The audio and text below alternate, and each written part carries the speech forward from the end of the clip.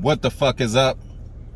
It is your West Coast Packer backer, higher point of view here to talk about training camp. What else? But yeah, now the pads are on, people.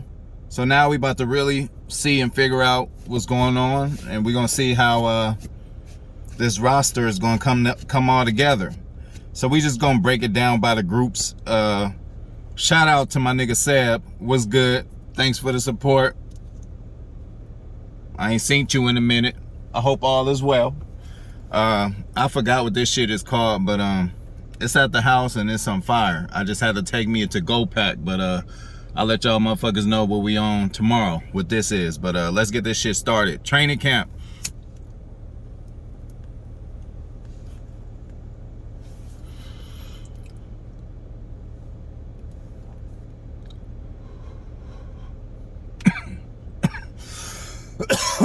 So today we're gonna go over the wide receiver group. The weakest group in the Packers offense, right? Packers don't draft receivers. We don't know how. We don't develop them. We don't have any. Aaron Rodgers never has any help, right?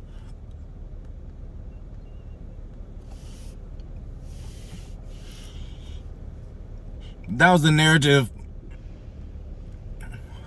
that we all been hearing for a while, which I think is false, and they're actually not gonna be able to say that shit anymore because we're gonna have so much production from so many different areas at the wide receiver position. The only problem I'm having is seeing who's gonna make the fucking roster. So that's what we're gonna do. We're gonna go over who we have and who's gonna be on the hot seat and who won't end up making a team, who might be a you know, special teams player, and who might just be able to make the scout team. So we're gonna go over all that.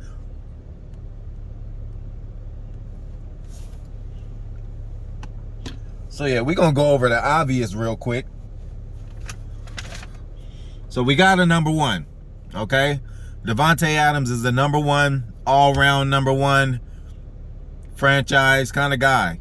What you want as your top receiver. Can do it all, you know? If there's one thing I would say, you know, he's not the fastest, you know, but the release at the line is so crazy and the route running is so crisp, it doesn't even matter. You know, and he got some kind of burners. I think he's a little faster than we give him credit for. So that's the number one. WR1, wide receiver one, is taken care of. Now, as far as the rest, I'm just going to say who's going to make the roster because it can vary who actually ends up starting. Because we know this offense is, you know, has a lot of options. There's times where LaFleur could come out the first two drives with, you know, 3 tight ends, which we can definitely do with all what we have. So, you know, I'm not going to just say, oh, this is, you know, after wide receiver 1 and probably 2, it's going to be tough to dictate and see who's going to be, you know, where, because we got so many bodies and they do so much. So I'm just going to tell y'all my little synopsis, quick synopsis on who we have and why they're going to be on the team. So, Davante, that's just a no question. Congrats getting that 99 in Madden. It means a lot. That means you're the best at that position that year. I've been saying it for about 2-3 years, and nobody ever wanted to listen to me. I done had arguments with motherfuckers talking about Adam Thielen's better, Stephon Diggs better. You know, I've been having a lot of conversations, you know, for years trying to let motherfuckers know that Davante is the real deal, and they finally get to know now. And if you don't believe it, just look at last year's highlights, man. And he missed about 2 or 3 games, and he still has some ridiculous numbers. If he would have played those games, he would have shattered every record. Even last year, even last year, he was 1 catch or 1 touchdown away from the record. I don't know which one it was, but, you know, from one of, you know, I think Sterling Sharp's records. So, again, he's official number 1. We don't have no issues with that. And then we just gonna go down the line now. We got Alan Lazard, the Lizard, you know, Lizard King. He's on the squad. He's staying. He's the enforcer. You always need an enforcer, you know. He's a big body too, about 6'5", 6'6". So, you know, that's what helps him out in his blocking. But that's what he normally, you know, that's what he's known for, is blocking. And he has that big play ability. There's been many times where he has Aaron Rodgers' trust. There's been many times in critical games where he's caught a nice touchdown, you know. It happened against the Rams in the playoffs. He caught a touchdown at a good time. A couple games last year, he, you know, he almost some game clinching touchdowns. So Lazard's going to be there just because he's such a good blocker, and Matt LaFleur calls him the enforcer, and you always need an enforcer on the field. So he has a roster spot. Amari Rodgers, baby Cobb, has a roster spot just because they just drafted him, and they're not going to waste a draft pick that high and not play somebody.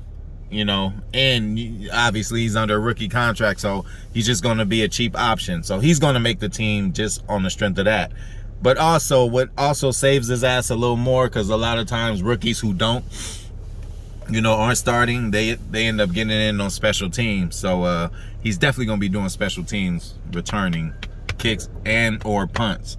So that's why I think his roster spot is safe. So next we're going to go to Devin Funchess, okay? We don't know much about him as far as, being a Packer, because he didn't play for us last year, obviously. He decided to opt out due to COVID. Weird kind of year to do that, because this would have been the first, year of him with the Packers, and he just missed all last year. So we still where we at with him a year ago, and now he has even another year of, I would just call it rest, under his belt. So I hope he comes back in game shape. I mean, let's get this guy some credit. He was Cam Newton. Newton's never had a receiver, but if you really add it up, I would say he was probably the best receiver Cam Newton has had. Yes, even better than Benjamin, So with that said, also, he was improving. The last time he did play, like, his numbers were up from what he was normally used to doing. I know he only played a few games with the Colts, but they really picked him as a part. He was supposed to be a real integral part of that offense, man. He wasn't going to be a third, a fourth receiver. Like, he was. I don't know if he was going to be the starter, number one, but he will for sure been the starter. So another big body, also. Very big body, and 6'4", but and just has a long wingspan, and he plays big. I've already heard of a few connections from Rodgers to him during this training camp. So I think his roster spot, it should be solidified, because again, this guy, he's a vet. He's been in the league a few years. He's been to the Super Bowl. He's played in the Super Bowl. So I think just experience alone, and just the time that he ended up getting off is going to help him, and I think he's going to end up making a team. So then we got MVS, Marquez Valdez-Scantling, the one they love to hate, the one that's just been improving more and more every year. Yes, he has his drops and a little bit of miscues, but we know the motherfucker's willing to block. He's our big play receiver. He's our home run hitter receiver, so that's what he's going to be. And, I see him really, like, this year, I see him, like, taking over the number 2 spot. I think he's a solid number 2. I don't know if he's ever going to be, wide receiver 1, or if we even going to need him to be. I don't even think he's going to be the slot, because he's just not wiggly enough. Like, we've given him a few chances at the slot. He's kind of like a one cut, kind of like north and south kind of runner. Like, his run after catch is not like a Randall Cobb, where he'll just make 3-4 motherfuckers miss off of, being elusive. MVS is more of a sprinter, he did, he was in the track and all that shit. So yeah, but I mean, he's obviously safe. If we won the NFC Championship game last year, he would have been the reason we won, number 1. And number 2, that would have probably started him becoming a Packer legend. Because, if we would have won that game, the numbers he had, I don't remember what it was, but just the game he had and the numbers he had that game, he did a fucking good job. So we already know he was coming back anyway. And again, he's getting better every motherfucking year. And Randall Cobb, obviously he's going to make the roster. He's a legend, the bear killer, whatever you want to call him. People worried about his tank, how much he has left. Like, the first question I get is he healthy? I'm like, yeah, he's healthy. The thing is, did you just see where he came from? Shit ain't gonna be the same in Dallas and in Houston. Like, shit just ain't the same. It's totally different ran organizations, different quarterbacks, and he had quarterback issues at both spots.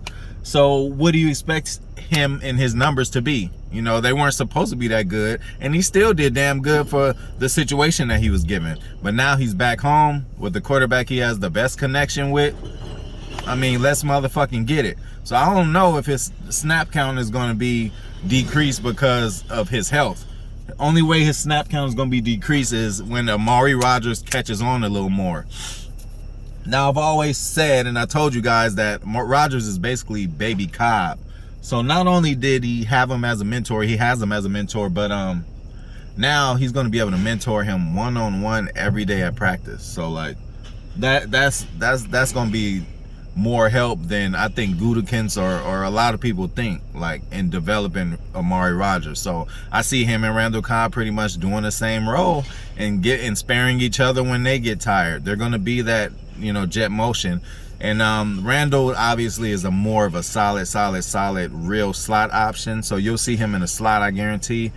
But he's also going to be a decoy on some of these sweeps and all of that. Like, I really think Matt LaFleur should and will incorporate the backfield motion, man. As a defensive player, when you see shit moving in the back, going back and forth, you know, half a second, your mind is changing. That's all it takes for a big play to happen. So where else are we at?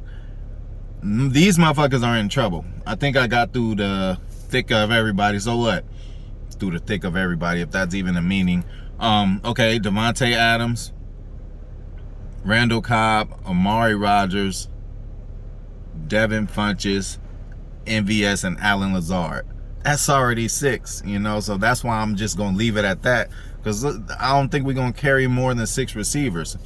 So, who's on the outside looking in? Sorry to say, Equanimeous St. Brown. He's the first one who's kind of on the outside looking in, although, you know, again, it's just reports and they've only been in shorts. I heard that, you know, he's been having a good, you know, camp so far. We also have Juwan Winfrey. I've been hearing about him since mini camp. That was before, you know, this training camp. And they said he was impressive the whole way through, you know, so, and he kept it impressive during his first week. So I just think, you know, he's going to be a potential practice squad guy. He might possibly make the roster to be on special teams also, but I just don't see them holding that many receivers. They're going to have to do something else at another position, be a little thinner at 2 other positions, because we're going to have to keep a lot of receivers, because look at how many we have, you know. So that's that for Juwan Winfrey. It's going to be hard for him to make it. Chris Blair, Malik Taylor, who else? And that's it.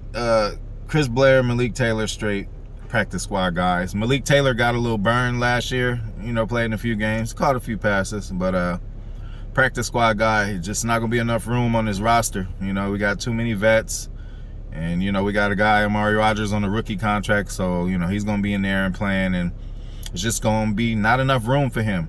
So yeah, man, that's gonna be the wide receiver room, which is awesome. We got a little bit of everything. Got a true number 1 in Davante. Got a enforcer and good blocker, and Allen Lazard, big body guy. You got another big body guy, red zone threat, Devin Funchess. He was used a lot in the red zone when Cam Newton, you know, played for the Panthers. They, you know, he's a fade route in the red zone kind of guy. You know, Rodgers doesn't do that often, but hopefully he gains his trust to where we can try that out. I always like that play. I always like just, you know, I used to see Moss just, you know, you at the 1 yard line, just toss it up and he just catches it. It's just like there's nothing you can do about it. So I hope we can have that factor. We were supposed to have that with Jimmy Graham, but it didn't quite work out. He caught a couple of those, and, you know, respect to Jimmy Graham. You know, I think, you know, he's always been one of my favorite players, you know, and people like to shit on his Packer tenure, but I thought it was good. He made a few critical plays at critical times, and his last game he played with us was a very good game, which was against Seattle, and that game we beat him in the playoffs. Well, that one his last game, but when we got eliminated the week after. But what the fuck ever. But that's it on the receivers, man. So that's what the fuck going on with the receivers. That's who I think gonna make the roster, and that's who is gonna make the roster. So when you see the receiver lineup and there's all these cats that I named, and you see the other cats who didn't make it, you already know why. But yeah, Equanimeous St. Brown, man. this is kind of make or break year for you, man. So you do need to be coming with it. You got the size, you seem to have everything, but you just haven't been able to put it together. But you have been injured a lot also. So I hope you get it together, bro, and be able to make this roster and do some damage. But I also heard that, it's kind of a report out there that, coming out of college or doing one of his interviews, he kind of alluded to him like he doesn't play special teams. He kind of said that. And that shit ain't cool to get around. Motherfucker, figure that out. They'll bench you like it's nothing. So I hope that doesn't, affect him in any way, making a roster. It should not, shit like that shouldn't. But if he really has that attitude and he displays that, then motherfuckers ain't gonna play him. So we're gonna see how this receiver thing works out. But man, we got motherfucking hella options. It's gonna be a great year, and keep motherfucking tuning in. Until next time.